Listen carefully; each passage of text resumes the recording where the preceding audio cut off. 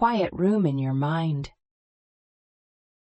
You don't need more motivation, you need silence, the kind of silence that forces you to face the truth you've avoided for years. Life isn't stuck, you are simply overloaded. And until you clear the noise inside you, nothing outside will ever feel right. There are moments in life when everything suddenly feels too loud, not outside, but inside. You wake up in the morning and even before your feet touch the ground, your mind is already running. Thoughts overlap, regrets echo, expectations weigh down your chest. You look at the time, check the notifications, scroll a little, and somehow the day already feels heavy before it even begins. Most people think something is wrong with them when this happens.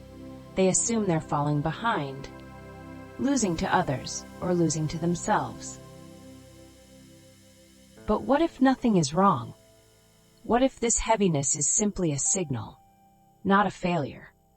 A sign that your mind has been carrying too much, too fast for too long, and that something inside you is quietly asking for space. Today's reflection is about that space, a quiet room in your mind, and how you can return to it, rebuild it, and live from it. Not by escaping the world, not by fighting your thoughts, but by learning to walk through your life with a quieter heart. When you were young, every adult around you seemed to know exactly who you should become. They didn't say it directly. They didn't have to. It was in the way they compared you to someone else's child. It was in the way they handed you a compliment that sounded more like a condition. And it was in the silence, the quiet disappointment when you didn't meet a standard you never agreed to. You grew up learning something without ever being taught it, that approval had a shape, and your job was to fit into it. At first, it looked harmless. Try harder. You can do better. You're smart, you just don't use your potential. But with time, those sentences stopped sounding like encouragement. They became a subtle contract, one you never signed, but somehow were still bound to follow. And so you tried. Again and again. Every achievement bought you a moment of relief, but never peace. Because the applause faded quickly, and the next expectation appeared even before you caught your breath. No one told you that expectations don't have a finish line.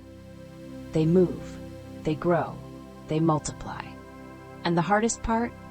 The world rarely notices when you're drowning quietly. You smile, you carry on, you hide the fatigue behind a perfect facade, but inside, an invisible weight accumulates day by day. There comes a point in adulthood when you realize you've become a performer in your own life. Not for an audience of thousands, just a small circle. The people whose opinions somehow weigh more than your own. You behave a little differently around them. You speak more carefully. You hide the sides of yourself that might disappoint them. You avoid sharing what truly excites you if it doesn't fit the image they already believe about you. It's not that you want to lie. It's that you feel safer when you're predictable, dependable, familiar. Expectations work like invisible strings, gentle but firmly wrapped around you. You don't notice them at first, but eventually they shape the way you walk, talk, choose, dream. You start living in a constant negotiation with yourself. What if they think I'm wasting my life? What if they say I'm being unrealistic? What if they laugh? What if they're disappointed? You adjust everything, your goals, your lifestyle, your timing, to avoid the discomfort of letting someone down. But here's the paradox. In trying not to disappoint others, you end up disappointing the person who matters most, yourself. You become a carefully edited version, not the original human being. Burnout doesn't only come from overworking. Sometimes it comes from overliving according to someone else's blueprint. It's the exhaustion of constantly holding up a version of yourself that isn't sustainable. Some people collapse, because their job is too stressful. Others collapse because they've carried a mask for too long. And that mask is heavier than it looks. It requires emotional energy, social energy, spiritual energy, all poured into maintaining a narrative that wasn't even born from your own desires. You might not realize it, but every yes you say out of obligation, every boundary you avoid setting, every choice you make based on fear of judgment, adds weight to the invisible bag you've been carrying since childhood. And one day, without warning, the bag becomes too heavy to lift. The frightening part? People around you often think you're fine. You've carried the weight so well for so long that no one suspects your knees are shaking.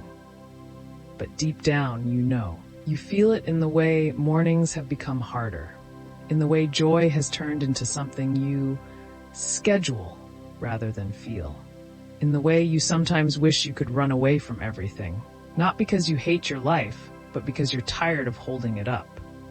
This isn't just physical fatigue, it's soul exhaustion, when you've given away too much without replenishing from yourself. There is a moment in everyone's life when the outside world becomes too overwhelming, not because it is objectively harsh, but because your inner world has become too full. Too many unresolved worries, too many invisible obligations, too many self-imposed deadlines, too many should have been further by now thoughts. You start comparing your life to others. You start doubting decisions you made years ago. You start asking questions like, why hasn't my life moved forward fast enough? Why do I feel stuck when everyone else seems to be progressing? Why does peace feel so far away? But here's the truth no one tells you. Feeling lost is not a sign of failure. Feeling overwhelmed is not a sign of weakness. Feeling tired is not a sign that your life is going the wrong way. It's simply a sign that you've been living too externally for too long. You've been running, chasing, trying, striving, fighting, and for a moment, maybe just a moment, your heart wants you to stop. If you sit still long enough, you will notice something strange. Most of the noise in your life doesn't come from outside. It comes from your reactions to the outside. The noise is not the people. It's not the deadlines. It's not even the problems. The noise is your mind trying to control everything, trying to predict outcomes, trying to prevent mistakes, trying to guarantee success, trying to avoid disappointment. And every time your mind fails, which it always does, you feel another wave of restlessness hitting you. This is why so many people look calm on the outside, but are exhausted on the inside. They are living in a constant negotiation with their own thoughts. They are begging themselves to feel okay. But peace cannot be begged. It must be built. Many people silently believe this idea. I'll finally relax when everything in my life is stable and solved.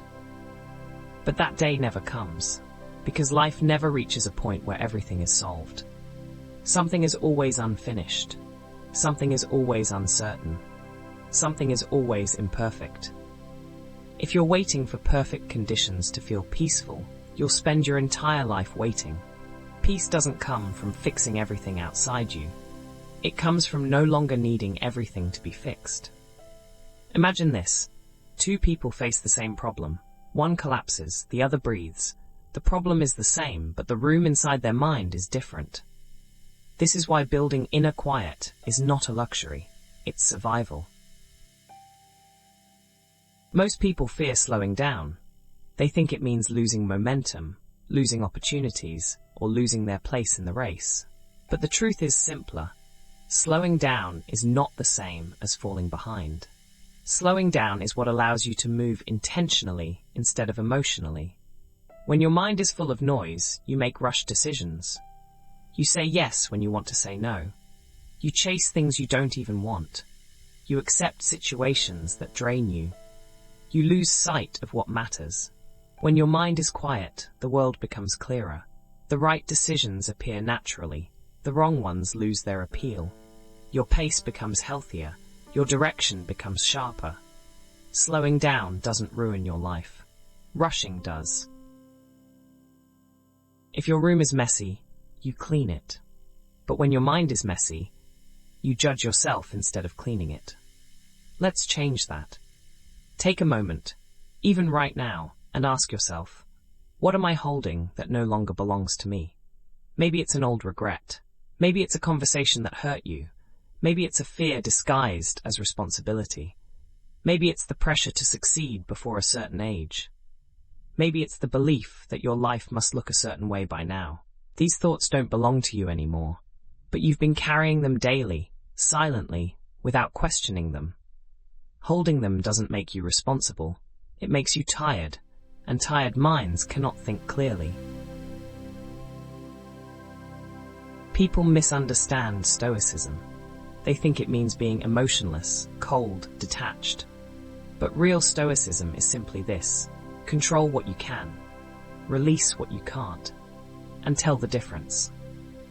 The uncontrolled mind tries to control everything. The quiet mind only controls what's actually within reach. You cannot control people. You cannot control outcomes. You cannot control timing. You cannot control the past. You cannot control the future. But you can control your reactions, your habits, your choices, your focus, your attitude, and your inner space. Live there. Start there. That is enough. There are parts of your life you've been trying to save for too long. A relationship you outgrew. A dream that no longer feels like yours. A version of yourself that no longer exists. A plan that life clearly redirected. A timeline that is no longer realistic. Letting go doesn't always mean giving up. Sometimes it means recognizing that something has reached its natural end. Some things are meant to burn so you can see what remains indestructible. The person you are becoming cannot grow inside the life you're afraid to leave. Sometimes silence is not weakness, it is closure. Some people fear being alone because they've never met themselves without noise. But solitude is not loneliness. Solitude is clarity. In solitude, you finally hear what you actually think, what you actually want, what you actually need, and what actually matters. In solitude, you reconnect with the parts of you that the busy world made you forget. Your strength, your patience, your curiosity, your sincerity, your inner compass. You stop performing. You stop proving. You stop pretending. You simply exist, and somehow that becomes enough. Acceptance is often misunderstood as passivity, but acceptance is actually the beginning of power. Acceptance means you no longer waste energy on what you cannot change. You stop negotiating with reality. You stop resisting the present moment. You stop demanding that life be different. You say, "This is where I am. This is what I have. This is the truth of the moment." And from that point, and only from that point, you can move forward. Acceptance is not resignation. Acceptance is alignment. Imagine your mind as a room. For years, you've filled it with thoughts, fears, comparisons, expectations, and memories. There was never any time to clear it. But now you're ready to rebuild it, slowly, deliberately, calmly. Start with this. Remove one thought that drains you. Add one habit that strengthens you. You don't need a dramatic transformation, just small adjustments. A 10-minute walk, a slower morning, a cleaner schedule, a deep breath before reacting. A few minutes of silence daily. A clear boundary with someone who drains your energy. These small actions build the room of your mind brick by brick. One day you'll look back and realize you don't get overwhelmed as easily. You don't react as quickly. You don't take things personally. You don't rush decisions. You don't fight the world. You simply move through life with quiet strength. The world will never stop being loud. People will always rush. News will always overwhelm. Expectations will always rise. Life will always throw uncertainty at you. But you don't need the world to be quiet for you to be quiet.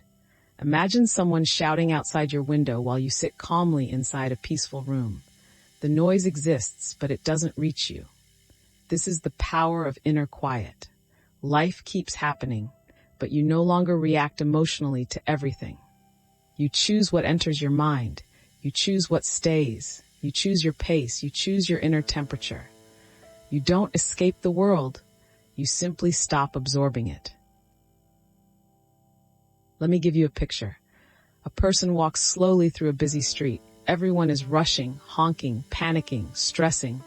But this person walks with a calm face, quiet eyes, gentle steps. Life is the same for them as it is for others, but their mind is different. They don't walk to escape. They walk to return to themselves. This is what you are becoming. Someone who can walk through chaos without internalizing it.